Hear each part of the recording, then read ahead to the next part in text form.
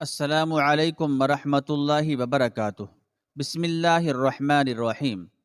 لشکر اسلام کے یہ دونوں جانباز نہ صرف یہ کہ حسن و جمال میں بے مثال تھے، بلکہ عقل و فہم اور شجاعت و مردانگی میں بھی کوئی ان کا ثانی نہ تھا۔ یہ میدان جنگ میں چیتے کی طرح جھپٹتے اور شیر کی طرح دشمن کو دبوچتے، آن کی آن میں دشمنان اسلام کے کشتوں کے پشتے لگا دیے۔ قیصر روم کے نصرانی سپہ سالار نے جب انہیں اپنی صلیبی افواج پر عقابوں کی طرح جھپٹتے اور پلٹتے دیکھا تو دنگ رہ گیا، کیونکہ یہ شاہ سواری، نیزہ بازی اور شمشیر زنی میں اپنی مثال آپ تھے۔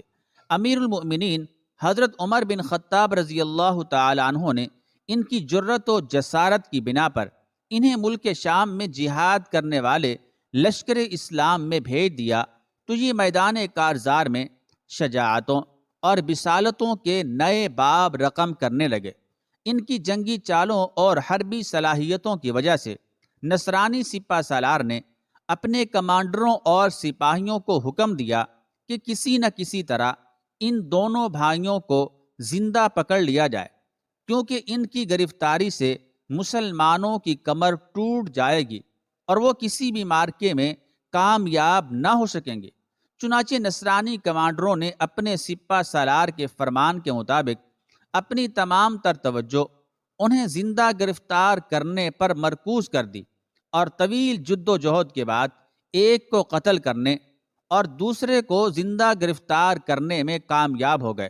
نصرانی سپہ سالار نے جب اس جانباز کو دیکھا تو اس کے حسن و جمال اور عزم و استقلال کو دیکھ کر حیران رہ گیا، کیونکہ اس نے ان کے متعلق ان کے بارے میں جیسا سنا تھا اس سے بڑھ کر پایا۔ اس کے چہرے سے شرافت اور بزرگی ٹپک رہی تھی۔ وہ باوجود بلا کا بہادر اور شجاع ہونے کے فرشتوں کی طرح معصوم نظر آ رہا تھا۔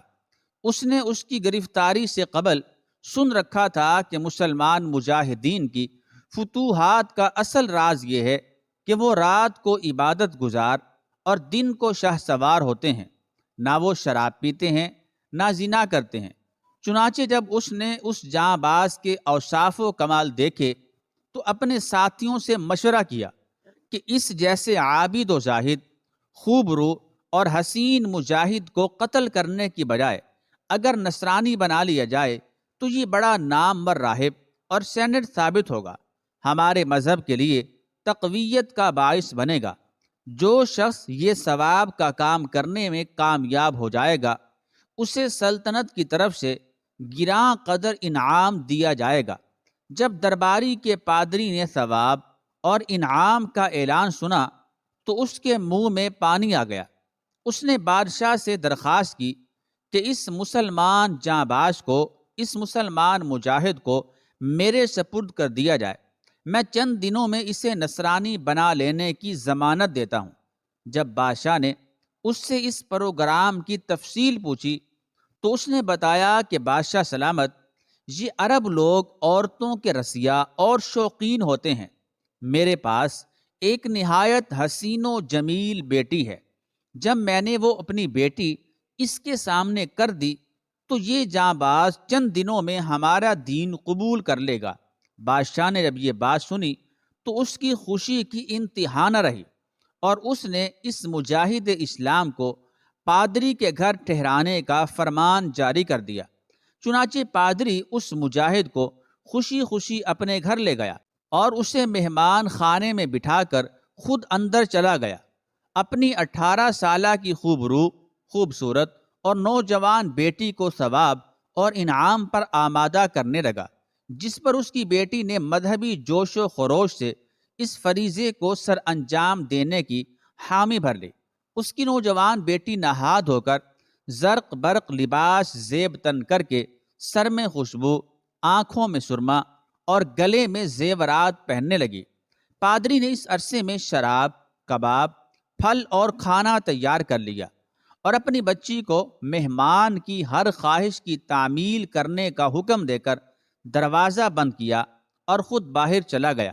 جب لڑکی نے بن سنور کر اس نوجوان کے آگے کھانا رکھا اور تعمیل ارشاد کے لیے حاضر باش کھڑی ہوئی تو دیکھ کر وہ حیران رہ گئی کہ اس مجاہد اسلام نے اس لڑکی کی طرف نظر اٹھا کر بھی نہیں دیکھا۔ اس نے اپنی نگاہ نیچی کر لی اور پانی کے ساتھ وضو کر کے عبادت الہی میں مصروف ہو گیا۔ اللہ تعالیٰ نے اسے سریلی آواز اور خوش الہانی سے قرآن کی تلاوت کرنے کا ملکہ نصیب فرمایا تھا۔ جب اس نے میٹھی آواز سے قرآن پڑھنا شروع کیا تو اللہ تعالیٰ نے اسے ایمان کی پختگی اور قلب کی سلامتی عطا کر دی۔ وہ لڑکی اپنا پروگرام بھول کر تلاوت قرآن پر اس قدر فریفتہ ہوئی کہ وہ کھانا پینا بھول گئی اور وہ مسلمان ہونے کا سوچنے لگی۔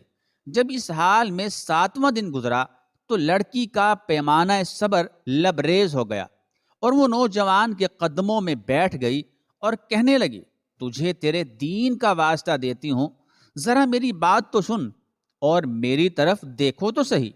اس نے کہا، اچھا بات کر، میں سن رہا ہوں۔ کہنے لگی کہ مجھے مذہب اسلام سے آگاہ کیجئے کہ وہ کیسا مذہب ہے اور اس میں داخل ہونے کا طریقہ کیا ہے۔ مجاہد اسلام نے اس کے سامنے اسلام کی خوبیاں بیان کی تو وہ مسلمان ہو گئی اور نماز کا طریقہ سیکھنے لگی۔ جب اس نے نماز سیکھ لی تو کہنے لگی، بندہ خدا، بے شک میں مسلمان ہو گئی ہوں، لیکن رہنا میں نے تیرے ساتھ ہی ہے۔ کیا مطلب؟ نوجوان نے گھبرا کر پوچھا۔ اس کا مطلب یہ ہے کہ آپ مجھ سے نکاح کر لو۔ لڑکی نے دل کی بات کہی، یہاں نکاح کیسے ہو سکتا ہے؟ نہ کوئی ولی نہ گواہ، جبکہ اسلام میں ولی اور گواہوں کے بغیر نکاح نہیں ہو سکتا۔ اگر تو یہاں سے رہائی کی کوئی تدبیر کرے تو ایسا ممکن ہے، یہ میری ذمہ داری ہے، میں یہ کام کر سکتی ہوں۔ چنانچہ اس نے اپنے باپ کو بلایا اور کہا، اے ابا جان، یہ مجاہد اسلام مجھ پر فریفتہ ہو گیا ہے اور اس کا دل نرم ہو گیا ہے۔ میں نے اسے نصرانیت قبول کرنے کی دعوت دی ہے، لیکن اس نے یہ عذر پیش کیا ہے کہ جس شہر میں میرا بھائی قتل ہوا وہاں میں یہ کام کیسے کر سکتا ہوں؟ ہاں، اگر مجھے یہاں سے نکال کر کسی اور بستی میں رکھا جائے تو میرا دل قرار پکڑے گا، اور جب میرے دل سے اپنے بھائی کے قتل کا غم دور ہو گیا تو ممکن ہے کہ میں تمہارا مقصد پورا کر دوں۔ ابا جان، اگر آپ مجھے اس کے ساتھ دوسرے گاؤں بھیج دیں تو میں ضمانت دیتی ہوں کہ یہ ہمارے مذہب میں داخل ہو جائے گا، نصرانیت قبول کر لے گا۔ پادری نے جب نوجوان بیٹی کی یہ بات سنی تو پھولانا سمایا اور بڑی تیزی سے سپہ سالار کے پاس چلا گیا اور عرض کی، محترم، امید بر آئی ہے، لیکن اتنی سی کسر رہ گئی ہے کہ 2 دن صبر کر لیا جائے اور انہیں دوسرے گاؤں میں بھیج دیا جائے۔ سپہ سالار نے جب پادری کی زبانی تفصیل سنی تو بہت خوش ہوا۔ وہ اپنے مذہب کی ترویج و اشاعت کا بڑا متمنی تھا اور اس کی سب سے بڑی خواہش تھی کہ کاش دین نصرانیت دنیا کا بڑا مذہب بن جائے۔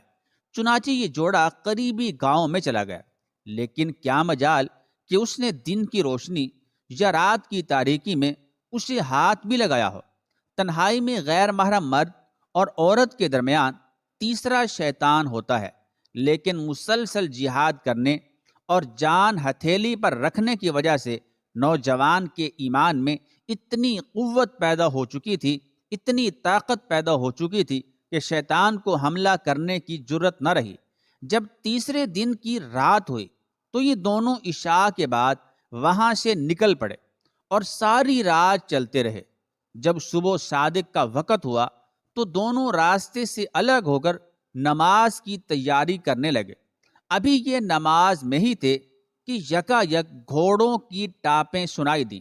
نوجوان نے کہا، اے بندی خدا، ہم پکڑے گئے، یہ تو نصارہ کا دستہ ہے اور ہم پر چھاپا مارنا چاہتا ہے۔ ساری رات چلتے چلتے ہمارا گھوڑا بھی تھک گیا ہے۔ وہ کہنے لگی، افسوس، تم ڈر رہے ہو اور خوفزدہ ہو گئے ہو۔ اس نے جواب دیا، ہاں۔ وہ کہنے لگی، وہ بات کہاں گئی جو آپ نے مجھے اپنے رب کی قدرت کاملہ کے متعلق بیان کی تھی؟ آؤ ہم اللہ تبارک و تعالیٰ کے سامنے گریہ و زاری کریں، شاید وہ ہماری سن لے اور ہماری مدد فرمائے۔ اس نے کہا ٹھیک ہے۔ چنانچہ دونوں نے بڑی آہو زاری اور گریہ و بکا سے دعا کرنی شروع کر دی۔ ابھی یہ دعا کر ہی رہے تھے کہ انہیں ہاتف غیبی کی آواز سنائی دی، غم نہ کرو اور نہ ہی خطرہ محسوس کرو، یہ آوازیں ملائکہ کی ہیں جنہیں اللہ نے تمہاری معاونت کے لیے بھیجا ہے، اور یہ تمہارے نکاح کی تقریب میں شامل ہوں گے۔ چنانچہ یہ اپنے گھوڑے پر چلتے رہے اور صبح کے وقت مدینہ پہنچ گئے۔ اس وقت امیر المؤمنین حضرت عمر رضی اللہ تعالیٰ عنہ نماز فجر پڑھا رہے تھے۔ آپ کی عادت مبارک تھی کہ سو کر جاگنے والوں اور وضو کرنے والوں کی خاطر کہ وہ جماعت سے مل سکیں پہلی رکعت کو لمبا فرمایا کرتے تھے۔ اس عرصے میں مسجد بھر جاتی اور دوسری رکعت ہلکی پڑھتے۔ نماز فجر ادا ہوئی تو ان کی تقریب نکاح منعقد ہوئی اور یہ سلسلہ ازدواج میں منسلک ہو گئے۔ دعا ہے کہ اللہ رب العزت ہمیں صحابہ کرام کے نقش قدم پر چلنے کی توفیق عطا فرمائے۔ آمین ثم آمین۔